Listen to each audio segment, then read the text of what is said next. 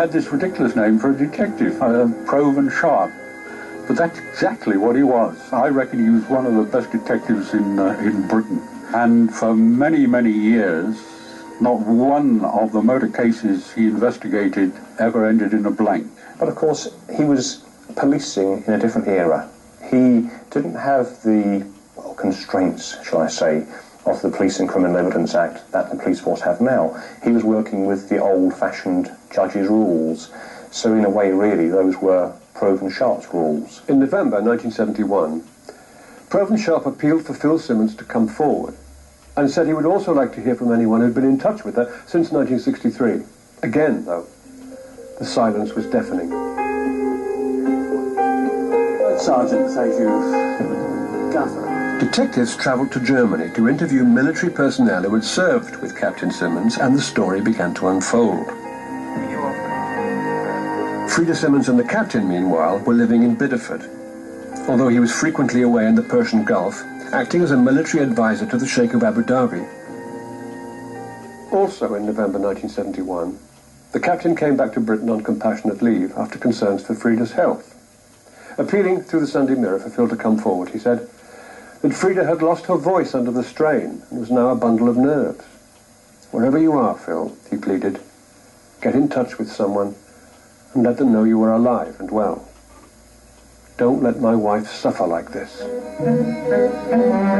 After his emotional appeal, Simmons returned to the Gulf while the police planned their next moves. Proven Sharp certainly had a gut feeling that he was guilty, and he was so convinced in his own mind that the whole thing was too suspicious that he was determined to press through with it. There was no extradition treaty in force, so Sharp's team had to wait for their man. On a subsequent flight home, Simmons was arrested at Stansted Airport.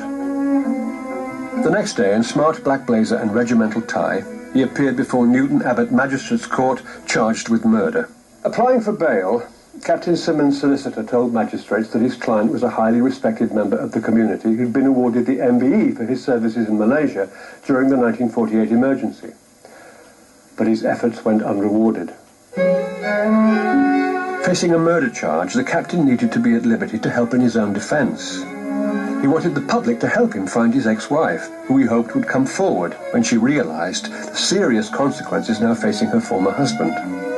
Proven Sharp opposed bail on the grounds that Captain Simmons had contacts in the Middle East where, he said, he might return beyond the reach of British justice.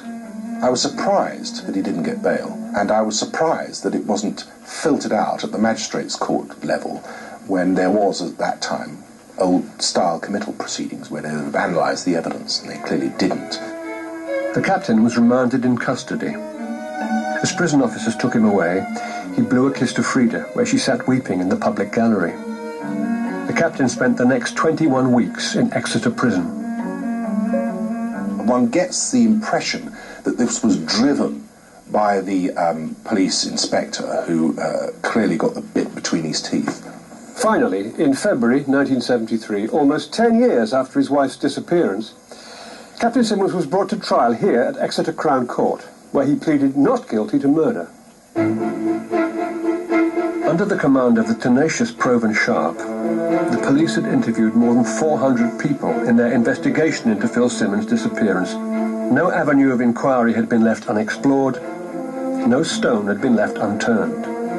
But as the case began, the prosecuting QC had to admit that one vital piece of evidence was missing, and that was Phil Simmons' body. One of the things I think that's interesting in this case is the whole notion of a no-body trial. It's very, very hard to conceal a body. 99 times out of 100, no matter how much the murderer thinks they've done to conceal the body, it turns up. There are cases in which the body has not been found, but where they know a murder has been committed for a variety of other reasons. There's other evidence to show that there was screaming, there was events. We don't have that here. All we have here is a person disappearing. And in the absence of finding a body, you're always going to be in difficulty. This person could be alive today. When there's no body, there's no crime. Proven Sharp, I think, started to believe his own press. He thought that there was no way, if his instinct or his nose was telling him someone was guilty, that he could be wrong. It was simply a question of finding the evidence, which he would find. Over the next 5 days, the Crown outlined its case against Captain Simmons. Proven Sharp revealed that any dead body found in the UK, either on land, in rivers, on coasts, or wherever, since June 1963, had been subject to inquiries by the Devon and Cornwall police in their search for Doris. He explained to the court that it had been one of the longest ever periods between the start of an investigation and the eventual bringing of a charge. Sharp said the police had exhumed bodies, made exploratory diggings around Cedar Cottage in King's Kerswell, explored mine shafts and clay pits, but to no avail. He also said that he'd interviewed Simmons on the 10th of December 1971, when the defendant spoke openly about his marital difficulties with Phil, the friendship with Frida, the visit to Plymouth, where Phil was last seen, and the 2 subsequent phone calls. Then the prosecuting counsel, James Comyn QC, called his prime witness, journalist Michael Charleston. Charleston had interviewed Godfrey Simmons before he was ever questioned by the police. It was the turning point in the case because the chief witness for the prosecution turned out to be the key witness for the defence. He took me through the case, illustrating the fact that Simmons had stuck to his story from the word go, from the first time that I'd spoken to him to the time he'd given a statement to the police, and he asked me whether I was suspicious of him, and I had to say no. At the end of the 5-day hearing, on February the 16th, 1973, the judge, Mr. Justice Bristow, told the jury there was nothing which would warrant a finding, having regard to the high degree of proof which is necessary in a case of murder, to bring a verdict of guilty. He then instructed the 12 to return a formal verdict of not guilty.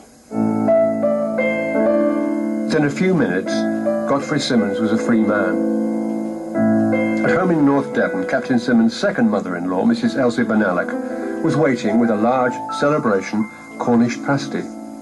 In this day and age, in a murder investigation, I would be very surprised if Simmons was charged today with murder. I take the view that Captain Simmons was badly treated, and I suspect because he was regarded as a sort of raffish cad, that he didn't get what I would have thought would have been a fair shake to start with. I think Doris is, if she's still alive at the age of 82, I think she's out there somewhere, maybe in Canada, maybe in Australia, somewhere in the Dominions, enjoying the twilight of her years, as I say, possibly still with her inamorata from the Wrens. The dossier on the disappearance of Phil Simmons was returned to the missing persons file at the headquarters of Devon and Cornwall Police in Exeter.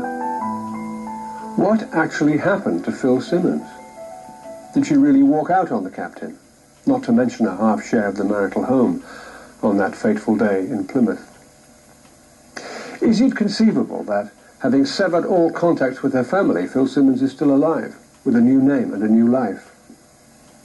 Or do her remains lie at the bottom of some deep clay pit or deserted tin mine on Dartmoor?